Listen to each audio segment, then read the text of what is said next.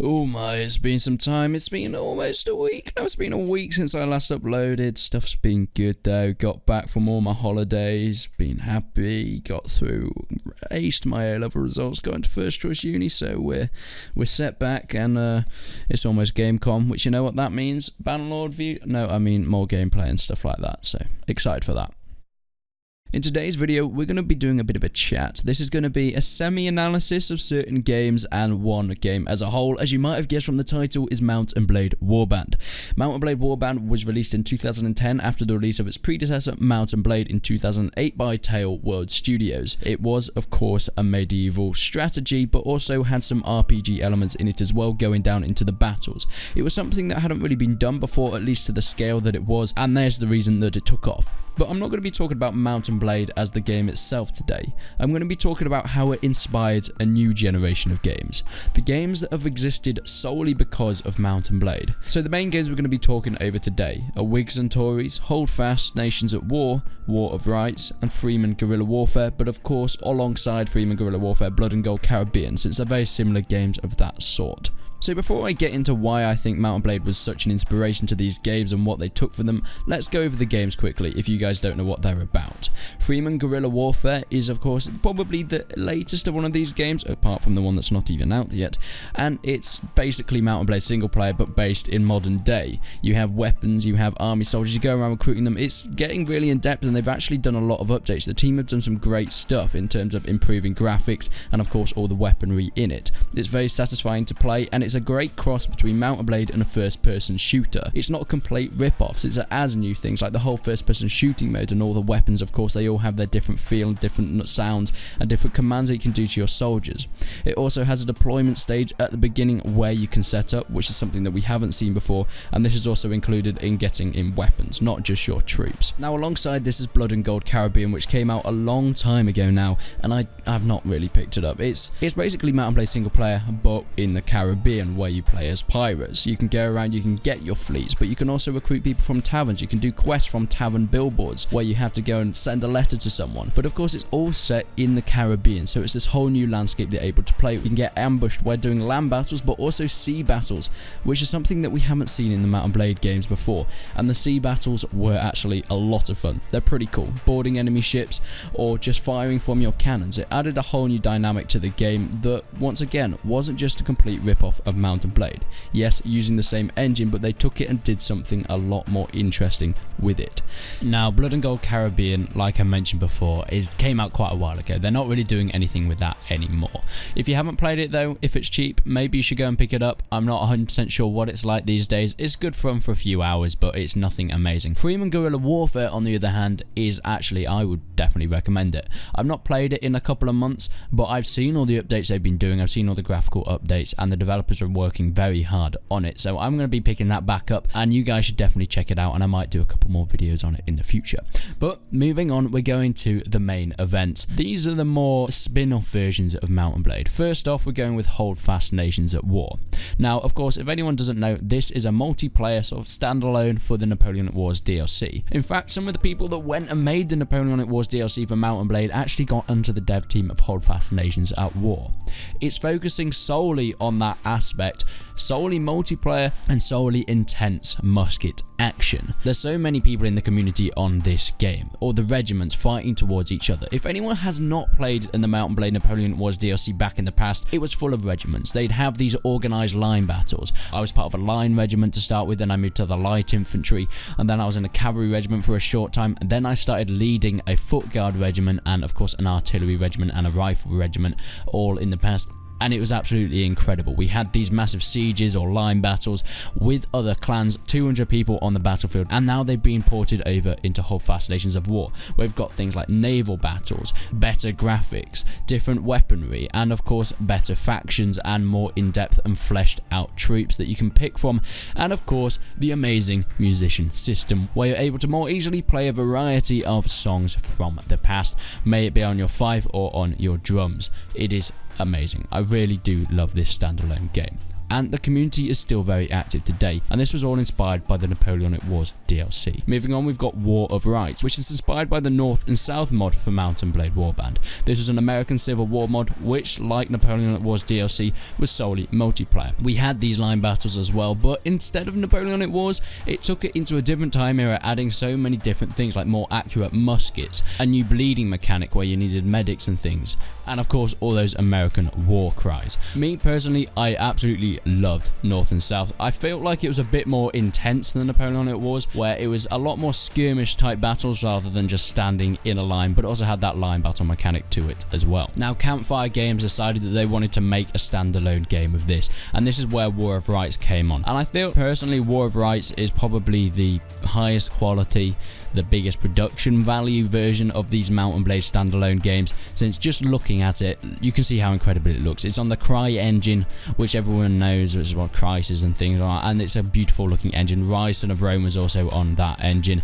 and I have played it. I played it quite a lot in the past, and it's great fun. I feel like it's a bit too intense on the community side at the moment, since you can't actually just go out and buy it unless you're backing quite a bit of money towards the game. It's not fully released yet, but you know, if you do get into it, you kind of want to be in one of these regiments because it's very community based at the moment. Like I said, it's solely multiplayer, but it's quite an intense you know, competitive community, but very friendly nonetheless. And finally, Whigs and Tories. Now, this is the one that we know the least about so far. It's made by a good friend of mine who was actually the leader of the first ever Napoleonic Wars regiment that I was in, which is an interesting fun fact. Yeah, based off the Whigs and Tories mod.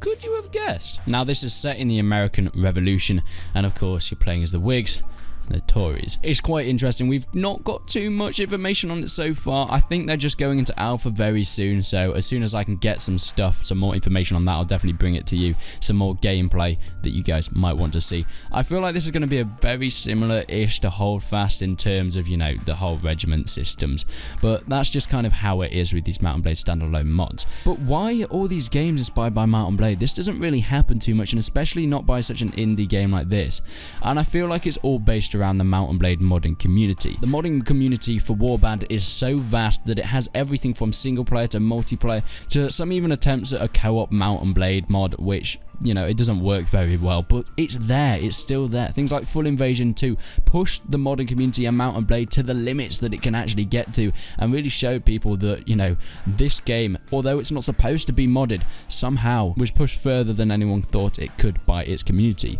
which taking it on into Bannerlord is going to be even further and even more emphasized, because they're actually releasing modding tools, and I actually can't wait to see what people can do. If they're able to do stuff like Full Invasion 2 and Persistent World in Warband, what are they going to be able to do in Bannerlord when they actually have these developer tools? It's going to be incredible. But then that raises the question, if Mount & Blade was such a good game, if these mods were so incredible, why did people feel the need to make these standalone versions of it? And I think it comes down to one thing: the age of Mount & Blade Warband. Yes, it's a pretty old game, coming up to 8 years old now, nearly 9 years old. It's been going for quite some time, and it's got a very old engine, and like I said, it wasn't meant to be modded. They didn't release these modding tools specifically so people could go and change their game, because of course people can then steal their game and make something else of it. But because they didn't release these modding tools, it's very hard to actually do a load of incredible stuff in the game.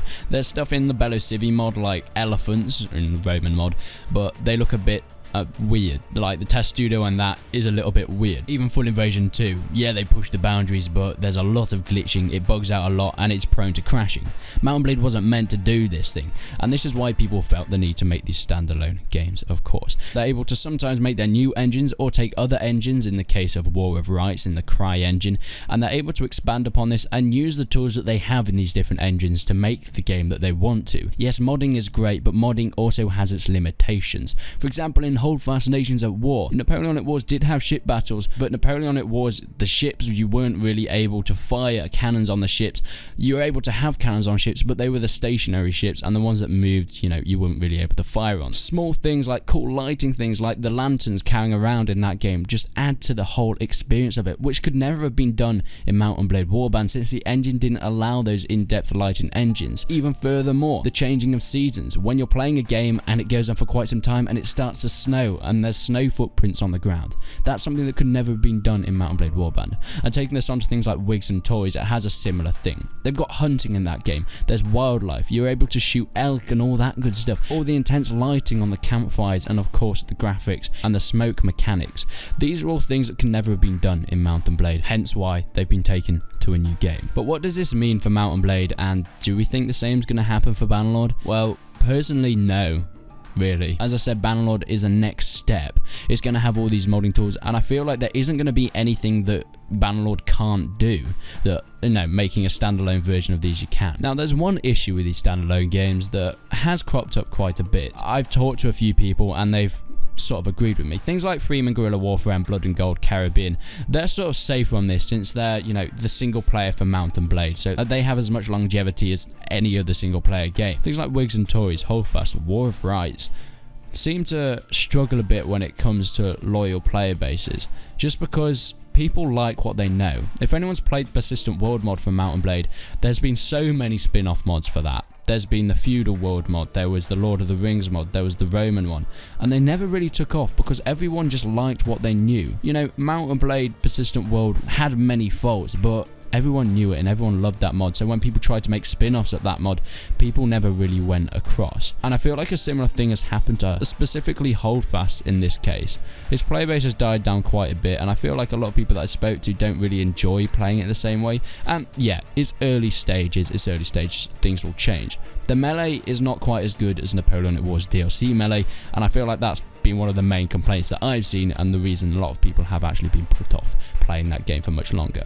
First off, it had a lot of players, it had a lot of events and regiments playing it, but then people started to trickle back to the Napoleonic Wars DLC since they knew that, they loved that, and they were too scared to commit to this new standalone game when it wasn't really the thing that they loved.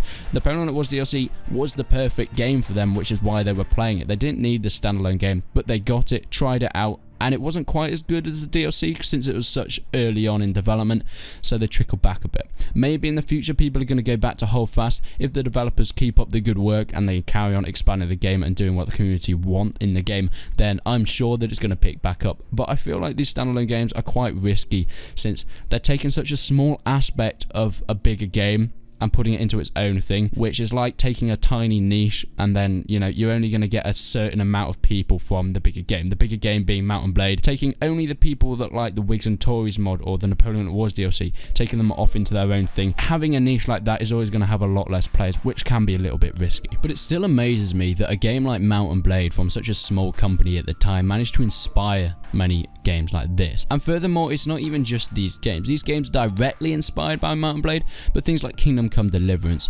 Mordhau are taking bits from that game to put into their own because they've seen things that they really like and they want to use and implement them into their own games, which I think is something incredible. And Mount and Blade Warband deserves all the love that it's got. When you think about it, what game has really inspired a new generation of games that small developers or bigger developers have taken and made it their own games of? And that's what I think makes Mount and Blade Warband special. Is there any other games that you guys have played that you think have been massively inspired by Mount and Blade?